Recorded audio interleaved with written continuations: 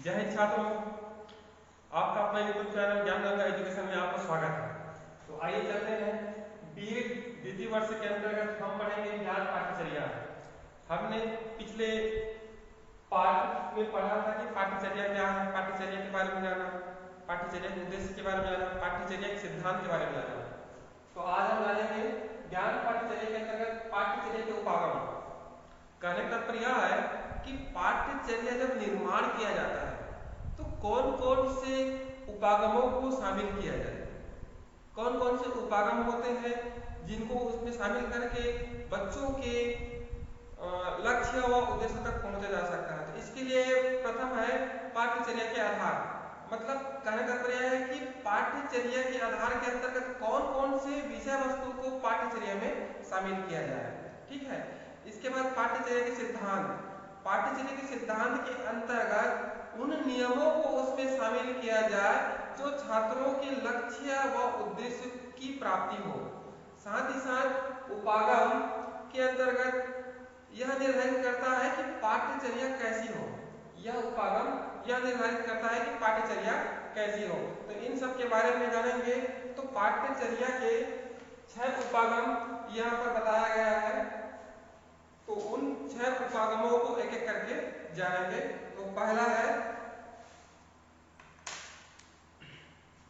सहसंबंध उपागम।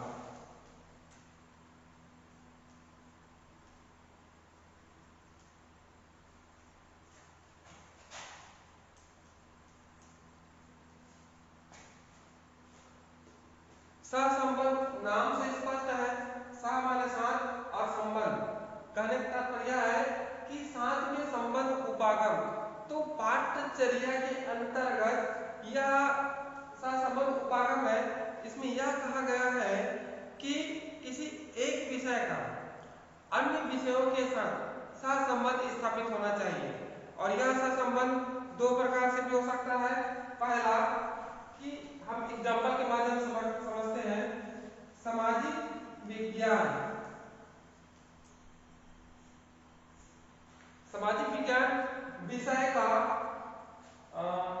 कहा जाए आपका भूगोल, राजनीति शास्त्र, इतिहास, समाज शास्त्र, इन विषयों के साथ क्या हो, सहसंबंध हो, है ना। थोड़ा सा देखिए। और सामाजिक विज्ञान विषय का भूगोल, राजनीति शास्त्र, इतिहास, समाज शास्त्र के साथ सहसंबंध स्थापित हो, है ना। तो इस प्रकार हम थोड़ा सा देखते हैं कि सहसंबंध उपागम के अंतर्गत पाठ्यचर्या ऐसी हो कि किसी एक विषय के साथ उनसे संबंधित और विषय भी जुड़े हो, अर्थात संबंध स्थापित करता हो। हम इसका दूसरा पहलू देखते हैं कि सामाजिक विज्ञान विषय में, सामाजिक विज्ञान विषय में इन सब के कुछ कुछ अंश को जोड़ा जा रहा है ना। तो इनसे भी सहसंबंध स्थापित होगा। अतः इससे स्पष्ट होता है कि पाठ्यचर्या जब निर्माण किया जाता है तो किसी एक विषय के साथ अन्य विषयों को भी जोड़ा जाए जो उनसे संबंध स्थापित करे। इस प्रकार सामाजिक विज्ञान से भूगोल, राजनीति शास्त्र, इतिहास, समाज शास्त्र क्या है, एक दूसरे से संबंधित है। ये हो गया आपका पहला सहसंबंध उपागम। आइए दूसरा है एकीकृत उपागम। एकीकृत उपागम के अंतर्गत जो विषय से संबंधित जो गतिविधियां हैं और जो विषय है ना, जो मतलब बच्चों को पढ़ाया जाना है, उनको अलग अलग ना करके उनको एक में मतलब मिलाया जाए। एकीकृत मतलब एक में मिलाकर बच्चों को शिक्षण प्रदान करनी चाहिए। ऐसे पाठ्यक्रम होना चाहिए जिससे बच्चों को पढ़ने में आसानी हो और साथ ही साथ पढ़ते पढ़ते खेल भी सके, पढ़ते पढ़ते कुछ और कार्य कर सके। इस प्रकार उनको जोड़ा जाए, जो कुछ गतिविधियां हैं और विषय है उसको आपस में जोड़ा जाए। तो इस प्रकार की जो क्या है पाठ्यचर्या का निर्माण भी होना चाहिए और अधिकतर ऐसा होता है। आपको पता है कि DElEd first year second year की जो विषय वस्तु है अर्थात पाठ्यक्रम है, तो पाठ्यक्रम में विषय तो है ही, उनके साथ साथ उनमें गतिविधियों को भी जोड़ा गया है ताकि उस गतिविधि को जो शिक्षक बनने वाले हैं अर्थात डीएलएड के जो छात्र अध्यापक है वो सीख सके, और जैसे ही वो जाएंगे पढ़ाने के लिए तो उनको क्या करें, वहां पर उन गतिविधियों का प्रयोग कर सके। तो इसलिए कोई भी मतलब पाठ्यचर्या का निर्माण किया जाता है तो गतिविधियों और विषय को आपस में जोड़कर क्या करना चाहिए, मिलाकर के एकीकृत उपागम तैयार करके पाठ्यचर्या का निर्माण करना चाहिए। इससे क्या होता है, बच्चों को फायदा होता है और बच्चे हंसते खेलते कूदते उस विषय से अधिक ज्ञान प्राप्त कर लेते हैं। तो इस प्रकार यह हो गया एकीकृत उपागम। ठीक है, आइए चलते हैं, तीसरा है केंद्रित उपागम। केंद्रित नाम से स्पष्ट है, मान लीजिए ये एक गोलाई है, उसका केंद्र ये हो गया है ना। तो ठीक उसी प्रकार इसमें क्या होता है, अलग अलग जो विषय होता है, ठीक है, अलग अलग विषय होता है। मान लीजिए हमारे पास बहुत सारे विषय हैं, भूगोल, भूगोल, इतिहास, समाजशास्त्र, राजनीति, है ना, ये बहुत सारे विषय हैं। तो इनमें से किसी एक विषय को केंद्र माना जाए। उदाहरण के लिए हम भूगोल,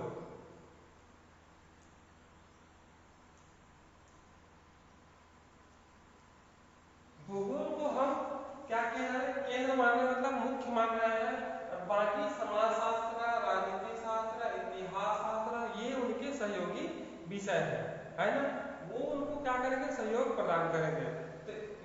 तो कहने का पर्याय है कि जब पाठ्यचर्या निर्माण किया जाता है तो किसी एक विषय को मुख्य मान लिया जाता है, बाकी विषयों को सहयोगी के रूप में उसको जोड़ दिया जाता है। तो इस प्रकार के जो उपागम होते हैं उसको केंद्रित उपागम कहते हैं। एक बार अब इसमें किसी एक विषय को मुख्य अर्थात केंद्र मान लिया जाता है, बाकी अन्य विषयों को सहयोगी के रूप में माना जाता है, और सबको जोड़ करके क्या करते हैं, एक पाठ्यचर्या का निर्माण किया जाता है। तो इसी को केंद्रित उपागम कहते हैं। यहाँ पर थोड़ा सा और समझिए, जब पाठ्यचर्या निर्माण किया जाता है, बनाया जाता है ना, तो उसका आधार क्या हो, है ना, उसका आधार क्या हो, रूपरेखा क्या हो, ढांचा क्या हो, है ना। तो उसी हम ढांचा को पढ़ रहे हैं। हमने पढ़ा पहले पढ़ा सह संबंध उपागम, दूसरे में पढ़ा एकीकृत उपागम, अब तीसरे आए हैं केंद्रित उपागम। अर्थात एक प्रकार का ये जो उपागम है वो ढांचा प्रदान करता है कि पाठ्यचर्या कैसा हो, है ना, उनकी रूपरेखा कैसा हो, ठीक है, उनमें कौन कौन से विषय समाहित हो।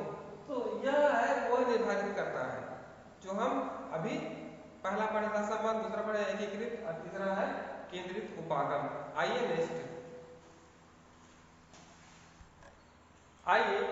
नेक्स्ट है चौथा,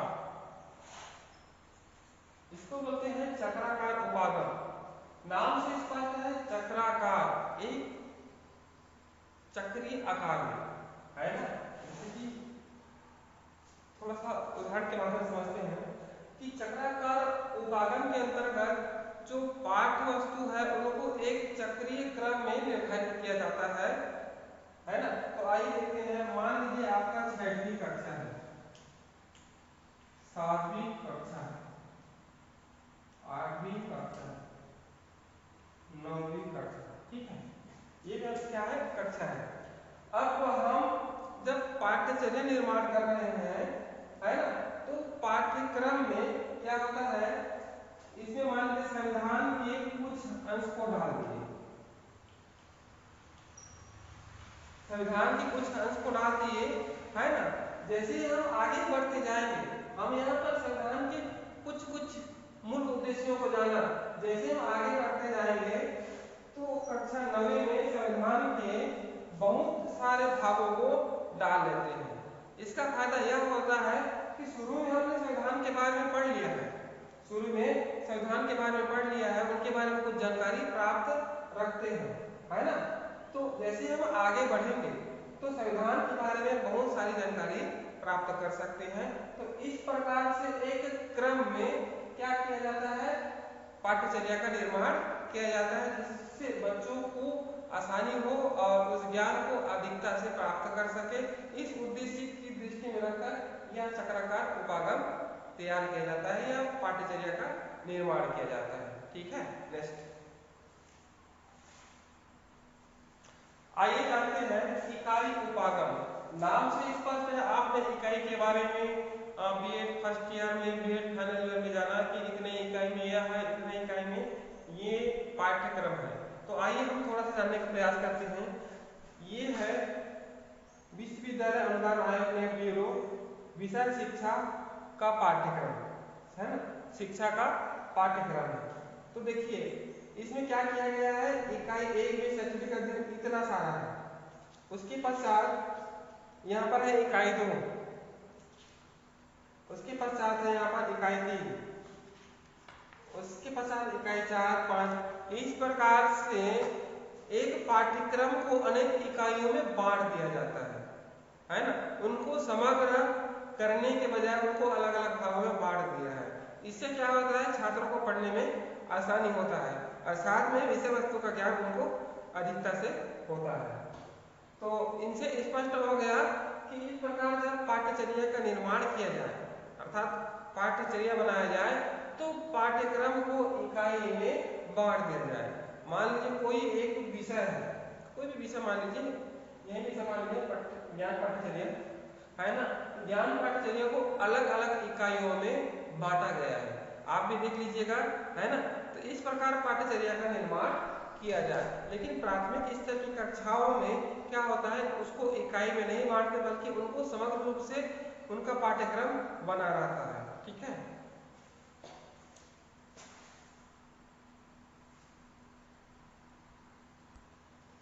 आइए जानते हैं कालक्रम उपागम। जब पाठ्यचर्या निर्माण किया जाता है तो काल को ध्यान में रखकर उसको बनाया जाता है। ठीक है, तो सबसे पहले देखते हैं एग्जाम्पल के रूप में हम शिक्षा की बात करते हैं। सबसे पहले शिक्षा प्रारंभ होगा वैदिक कालीन शिक्षा। वैदिक कालीन शिक्षा दी जाती थी, उनके बारे में हमने पढ़ा है ना। उसके बाद बौद्ध शिक्षा है, बौद्ध काल में कौन कौन सी शिक्षा दी जा रही थी उनके बारे में पढ़ा, मतलब एक काल के रूप में ना ध्यान दीजिएगा। फिर आइए नेक्स्ट है मुस्लिम शिक्षा। उसके बाद मुस्लिम शिक्षा प्रारंभ हुई, उसके बाद अंग्रेजी शिक्षा प्रारंभ हुई, उसके बाद आज हम जो पढ़ रहे हैं वो है आधुनिक शिक्षा। तो कहने का तात्पर्य है कि हम उनके कालक्रम के अनुसार से पाठ्यक्रम का निर्माण हो। ठीक है, कालक्रम के अनुसार से पाठ्यक्रम का निर्माण हो और उन्हीं अनुसार से पाठ्यचर्या बने। और थोड़ा एग्जाम्पल देते हैं। आपको पता है कि हिंदी साहित्य के इतिहास को 4 भागों में बांटा गया है ना। तो ऐतिहासिक काल, उसके बाद मध्यकाल और आधुनिक काल है ना। तो इस प्रकार से जो पाठ्यचर्या निर्माण होता है वह शुरू से अब तक इस प्रकार से उनका निर्माण होता है और बनता है। इस प्रकार कह सकते हैं कि कालक्रम उपागम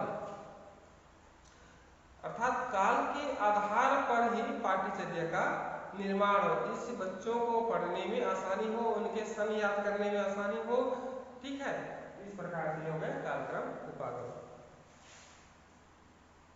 तो इस प्रकार हमने जाना कि किस प्रकार पाठ्यचर्या जब निर्माण होता है ना, बनता है, तो उनकी एक अलग अलग आधार है, अलग अलग रूपरेखा, अलग अलग ढांचा है। तो हम इन 6 ढांचाओं के बारे में पढ़ा जिनके अनुसार से क्या है पाठ्यचर्या बनता है। जिस प्रकार एक सांचे में है ना, एक सांचे में मिट्टी को डाला जाता है तो वैसे ही आकार हो जाता है। ठीक उसी प्रकार इन सांचों को, सांचे में क्या होता है, उसको विषय वस्तुओं को ढाला जाता है ना, और वैसे ही बनाने का प्रयास किया जाता है। ठीक है, तो आपने अपने अभी तक अर्थात बचपन से अब तक कौन कौन से उपागमों के बारे में पढ़ा है, कमेंट बॉक्स में जरूर डालिएगा। ठीक है, तो आइए हम नेक्स्ट चलते हैं। आइए जानते हैं पाठ्यचर्या के महत्व व आवश्यकता। आप सभी जानते हैं कि जो भी वस्तु होती है उनका कुछ न कुछ महत्व होता है। ठीक है, और साथ ही उनकी आवश्यकता होती है। उदाहरण के लिए पंखा, पंखा क्या करता है, हमारे लिए ठंडी हवा प्रदान करता है ना। वो हमारे लिए आवश्यक है, हमारे लिए महत्व की बात है। उनके बिना हमारा आज के जीवन में रह पाना संभव है। ठीक उसी प्रकार मोबाइल को ले लीजिए, मोबाइल हमारे लिए बहुत ही आवश्यक है। ठीक है, आवश्यक के साथ साथ वो हमारे काम की चीज है ना, हम उनसे मतलब भेज सकते हैं, अपने संबंधियों से बात कर सकते हैं। ठीक उसी प्रकार पाठ्यचर्या के भी महत्व है और उनकी आवश्यकता है। ठीक है, तो सबसे पहले देखते हैं शिक्षण सामग्री की क्रमबद्धता, कि किस प्रकार पाठ्यचर्या का जब निर्माण होता है ना, तो हम क्या करते हैं, एक पाठ्यक्रम बना रहता है ना, पाठ्यक्रम बना रहता है तो उसमें बहुत सारे विषय वस्तु होते हैं। उन विषय वस्तु को ध्यान में रखकर क्या करते हैं, हम शिक्षण सामग्रियों का निर्माण करते हैं, है ना। और शिक्षण सामग्री क्या बोलते हैं, उनकी क्रमबद्धता बनी रहती है ना। हम नेक्स्ट पार्ट में जाए तो उसकी नए शिक्षण सामग्री, ठीक उसी प्रकार उसमें क्या होता है, क्रमबद्धता बनी रहती है। आवश्यक शिक्षण सामग्री का प्रयोग आप लोग भी बीए फर्स्ट ईयर में किए होंगे और फाइनल ईयर में भी आप लोग करेंगे। आइए नेक्स्ट आइए, शैक्षिक कैलेंडर का निर्माण। शैक्षिक कैलेंडर का निर्माण के अंतर्गत ये है कि पाठ्यचर्या के अंतर्गत आप ध्यान दिए होंगे कि बहुत सारी स्पर्धाएं, खेलकूद, सांस्कृतिक कार्यक्रम, है ना, सांस्कृतिक कार्यक्रम, परीक्षाएं, सामुदायिक कार्य। तो कहने का तात्पर्य यह है कि पाठ्यचर्या में एक प्रकार से एक शैक्षिक कैलेंडर का निर्माण किया जाता है और शैक्षिक कैलेंडर प्रत्येक विद्यालय का क्या होता है, दर्पण होता है ना। उन शैक्षिक कैलेंडर को ध्यान में रखकर ही विद्यालय क्या करती है, काम करती है ना, और क्या बोलते हैं, बच्चों को वह करवाती है। तो इस प्रकार शैक्षिक कैलेंडर का निर्माण पाठ्यचर्या के माध्यम से ही होता है। आइए नेक्स्ट आइए, अध्ययन अध्यापन में क्रमबद्धता, है ना। जब हमें पाठ्यचर्या हमारे पास मिल जाएगा, एक ढांचा मिल जाएगा, हमें करना क्या है। मान लीजिए हम चौराहे पर खड़े हैं, हमें कहाँ जाना है ये पता नहीं रहेगा, है ना, तो हम किस दिशा में जाए कोई मतलब ही नहीं है। ठीक उसी प्रकार अगर पाठ्यचर्या नहीं रहेगा, ठीक है, तो हमें पढ़ाना क्या है ये पता नहीं हो पाएगा। इसीलिए यहाँ पर कहा गया है कि अध्ययन अध्यापन में क्या होते हैं, क्रमबद्धता। ठीक है, हम एक निश्चित क्रम से क्या करते हैं, बच्चों को बता सकते हैं कि इसके बाद ये पढ़ना है, ये करना है ना। और बच्चों को भी आसानी होगी कि हमें क्या पढ़ना है, क्या वस्तुओं को पढ़ना है ना, उनके बारे में बच्चों को भी जानकारी हो जाएगी। आइए नेक्स्ट, शैक्षिक उद्देश्यों की प्राप्ति में सहायक। अब पाठ्यचर्या का ये बहुत बड़ा मतलब एक उद्देश्य है कि शैक्षिक उद्देश्यों की प्राप्ति में सहायक, कि किस प्रकार एक लक्ष्य रखा होता है ना, तो उन उद्देश्यों की पाठ्यचर्या के माध्यम से प्राप्ति होती है ना। आज हमारे देश की भारत सरकार ने एक लक्ष्य बनाकर रखे हैं कि हम 2030 में ऐसा हो जाएगा, 2030 में ऐसा होगा, है ना। तो इस प्रकार से एक उद्देश्य बना के रखे और उद्देश्यों को पूरा करने के लिए क्या करते हैं, एक ढांचा तैयार करते हैं। ठीक उसी प्रकार शैक्षिक उद्देश्यों की प्राप्ति में पाठ्यचर्या सहायक है। आइए नेक्स्ट चलते हैं, अभिभावकों को सहायता। अब इसमें अभिभावकों को क्या सहायता है, जब पाठ्यचर्या बना होता है, ठीक है, तो अभिभावकों को भी पता चल जाता है कि मेरा बच्चा, मेरा बालक, है ना, क्या कर रहा है, कौन कौन सी चीजों में भाग ले रहा है ना। ये ढांचा बना हुआ है ना। तो ये ढांचाओं को क्या होता है, अभिभावकों को पता चल जाता है, तब समझ जाता है कि हाँ मेरा लड़का ये सीख रहा है, ये कर रहा है, इसमें भाग ले रहा है ना। इस प्रकार उनको जानने में क्या होती है, सहायक होती है। आइए नेक्स्ट, अधिगम उपलब्धि का ज्ञान। पाठ्यचर्या के माध्यम से पाठ्यक्रम का निर्माण किया जाता है। पाठ्यक्रम में बहुत सारे विषय वस्तु होते हैं, है ना। तो छात्र विषय वस्तु को पढ़कर, है ना, शिक्षक द्वारा ज्ञान प्राप्त करके, है ना, अपनी अधिगम उपलब्धि का पता लगा सकते हैं कि वह कितना सीखा है, कितना जाना है, इसके बारे में जानकारी प्राप्त कर सकता है। ठीक है, नेक्स्ट आइए, मूल्यांकन में सुविधा। अब पाठ्यचर्या के माध्यम से क्या होता है, छात्रों का मूल्यांकन होता है। आप सभी जानते हैं कि त्रैमासिक मूल्यांकन, अर्धवार्षिक मूल्यांकन, वार्षिक मूल्यांकन, है ना। तो इस प्रकार पाठ्यचर्या में एक रूपरेखा होती है। हमने यहाँ पर पढ़े हैं परीक्षा अर्थात मूल्यांकन, है ना। तो पाठ्यचर्या में यह ढांचा तैयार होता है जिनसे क्या होती है, बच्चों की परीक्षाएं कराई जाती है और शिक्षकों को, छात्रों को सुविधा होती है। फिर वह अगले वर्ष क्या आती है, नेक्स्ट कक्षा में चले जाते हैं। नेक्स्ट आइए भ्रम की समाप्ति। अब मान लीजिए पाठ्यचर्या नहीं रहेगा तो भ्रम तो होगा ही होगा ना, है ना। इसलिए क्या होती है, पाठ्यचर्या होने के कारण भ्रम ऑटोमेटिक समाप्त हो जाता है और हम एक निश्चित दिशा में क्या करते हैं, आगे की ओर बढ़ते हैं। नेक्स्ट आइए राष्ट्रीय एकीकरण में सहायक। जब पाठ्यचर्या निर्माण किया जाता है तो राष्ट्रीय एकता को ध्यान में रखकर क्या किया जाता है, पाठ्यचर्या का निर्माण किया जाता है ना। तो इसलिए पाठ्यचर्या राष्ट्रीय एकीकरण में अर्थात भारत को एक सूत्र में बांधे रहने में सक्षम है ना। तो इस प्रकार कह सकते हैं राष्ट्रीय एकता की हितों की रक्षा पाठ्यचर्या करती है। भारत एक विशाल देश है और विशाल देश के लिए विशाल पाठ्यचर्या का निर्माण, है ना, अपने आप में मायने रखता है। तो आइए नेक्स्ट राज्यों के हितों की रक्षा, है ना। केंद्रीय सरकार ने यह मतलब निर्धारित कर रखा है कि प्रत्येक राज्य राष्ट्रीय हित को ध्यान में रखकर अपने अपने राज्य के लिए पाठ्यचर्या का निर्माण कर सकते हैं, है ना। तो सही है, हमारे छत्तीसगढ़ राज्य की अलग पाठ्यचर्या है, उड़ीसा राज्य की अलग पाठ्यचर्या है ना, मध्य प्रदेश की अलग पाठ्यचर्या है। अर्थात राष्ट्रीय पाठ्यचर्या को ध्यान में रखकर या राष्ट्रीय हित को ध्यान में रखकर राज्य सरकारें क्या हो रही है, पाठ्यचर्या का निर्माण कर रही है। ठीक है, तो इस प्रकार राज्यों की हितों की रक्षा पाठ्यचर्या से भी होती है। तो इस प्रकार ये आपके 10 पॉइंट जो क्या है, पाठ्यचर्या के महत्व भी है और आवश्यकता है ना। अगर राष्ट्रीय हितों की रक्षा मान लीजिए देखते हैं, है ना, ये हमारे लिए बहुत ही आवश्यक है। तो कौन पूरा करती है, पाठ्यचर्या। तो इस प्रकार हम कह सकते हैं कि पाठ्यचर्या के द्वारा, है ना, हमारी आवश्यकताओं की पूर्ति होती है और पाठ्यचर्या हमारे लिए बहुत ही महत्वपूर्ण है। बिना पाठ्यचर्या के हम अपने बच्चों के भविष्य की कल्पना नहीं कर सकते और पाठ्यचर्या एक निश्चित दिशा गति प्रदान करती है जिनसे बच्चों का, शिक्षकों को एक सही दिशा मिलती है। तो ये आज की कक्षा यही समाप्त होती है। अगर कुछ समझ में ना आए, है ना, तो कमेंट बॉक्स में जरूर कमेंट कीजिएगा। तो आज के लिए धन्यवाद।